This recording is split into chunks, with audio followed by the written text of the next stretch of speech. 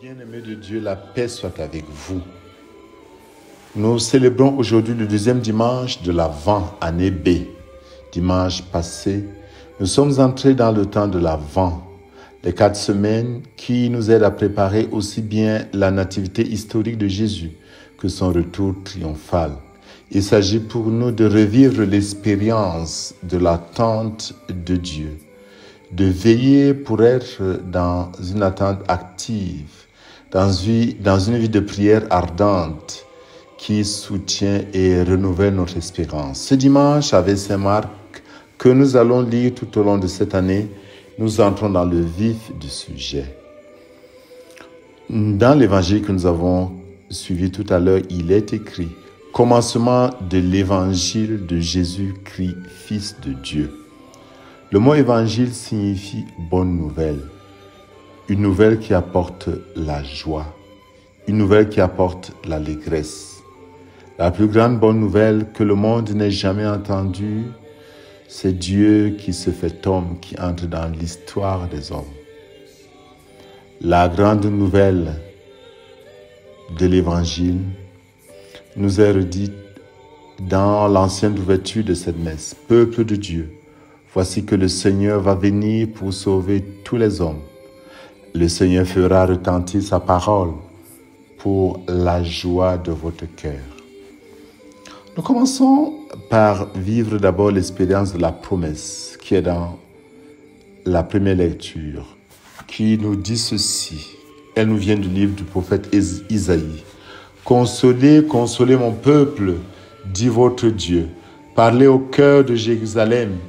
Proclamez que son service est accompli, que son crime est expié, qu'elle a reçu de la main du Seigneur le double pour toutes ses fautes. » Nous pouvons avoir l'impression quelquefois, à cause des situations factuelles, que Dieu n'est pas présent dans notre vie, que Dieu n'agit pas dans notre histoire. Nous avons des faits et des récits un peu partout dans notre pays qui ne sont que des récits tristes. Saint Paul nous dit, « Bien-aimés, il est une chose qui ne doit pas vous échapper. Pour le Seigneur, un seul jour est comme 1000 ans, et 1000 ans sont comme un seul jour. Le Seigneur ne tarde pas à tenir sa promesse, alors que certains prétendent qu'il a du retard. Au contraire, il prend patience envers vous, car il ne veut pas en laisser quelques-uns se perdre, mais il veut que tous parviennent à la conviction. » Oui, Dieu patiente avec nous.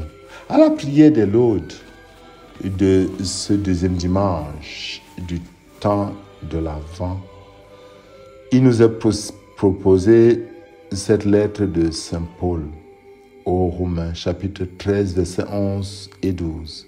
C'est le moment. L'heure est venue de sortir de votre sommeil, car le salut est tout près de vous. La nuit est bientôt finie, le jour est tout proche. Le temps de l'Avent est un temps d'espérance. Nous sommes appelés à renouveler la certitude en nous que Dieu nous aime, qu'il est là au cœur de nos vies, qu'il est fidèle, qu'il vient nous sauver. Voilà pourquoi nous chantons tout le temps « Zata volo e accoranti ». Mais Dieu a besoin de nous pour que sa venue soit hâtée, pour que son projet se réalise. Nous devons traduire notre espérance par des actes réels, notamment la conversion. Oui, le temps de l'Avent, c'est un temps de conversion pour ouvrir un chemin sur lequel Jésus peut marcher, un cœur dans lequel Jésus peut naître. Voyez quel homme vous devez être en vivant dans la sainteté et la piété, nous dit Saint Paul, vous qui attendez, vous qui hâtez l'avènement du jour de Dieu. C'est pourquoi, bien-aimés, en attendant, cela fait tout pour qu'on vous trouve sans tache ni défaut dans la paix. Ça peut paraître inimaginable, mais notre foi, notre espérance et nos œuvres de charité hâtent la venue du règne de Dieu. La première lecture nous annonçait des changements politiques avec le retour des exilés, des changements cosmiques avec des collines qui sont abaissées et un renouvellement personnel. Oui, Dieu veut renouveler son alliance comme il l'a fait avec Israël. Il veut le faire avec nous. Parce que Dieu ne nous oublie pas. Il pardonne nos fautes. Il dit d'ailleurs à Israël que sa faute est doublement expiée. Il va donc ramener son peuple dans sa patrie. Maintenant, par une route qui passe au désert, non plus pour laisser passer le Dieu païen, mais pour que lui, le Dieu d'Israël, y passe. Bien-aimé de Dieu, c'est dans cette dynamique que nous commençons à lire Jean-Baptiste, le prophète de l'Avent, qui lance un appel à la conversion.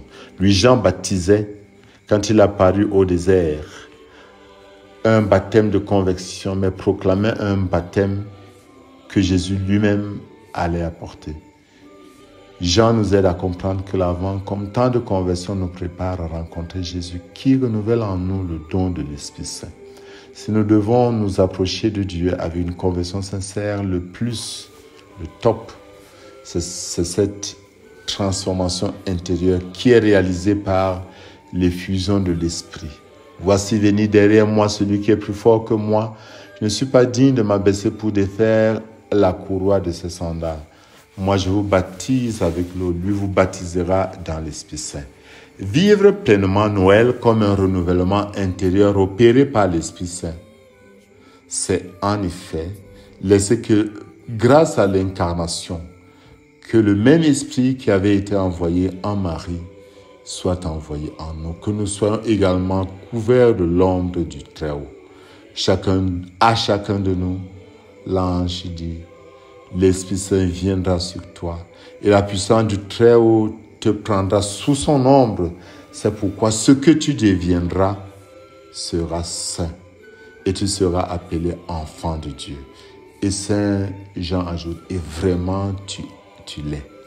Malgré les problèmes qui nous environnent, nous savons que le Seigneur est là. C'est pourquoi nous prions pour que le Seigneur tout-puissant et miséricordieux ne laisse pas le souci de nos tâches présentes entraver notre marche à la rencontre de son Fils. Mais que son esprit éveille en nous cette intelligence du cœur qui nous prépare à l'accueillir et nous fait entrer dans sa propre vie. Bien-aimés de Dieu, que Dieu Tout-Puissant vous bénisse en ce temps de l'Avent, qu'il ouvre vos cœurs à accueillir l'Esprit Saint, que cet Esprit vous mène à la conversion, afin que le Christ puisse naître dans votre cœur et que l'Esprit agissant ainsi vous comble au-delà de ce que vous méritez et que Dieu Tout-Puissant, en ce saint jour, vous bénisse au nom du Père et du Fils et du Saint-Esprit. Amen.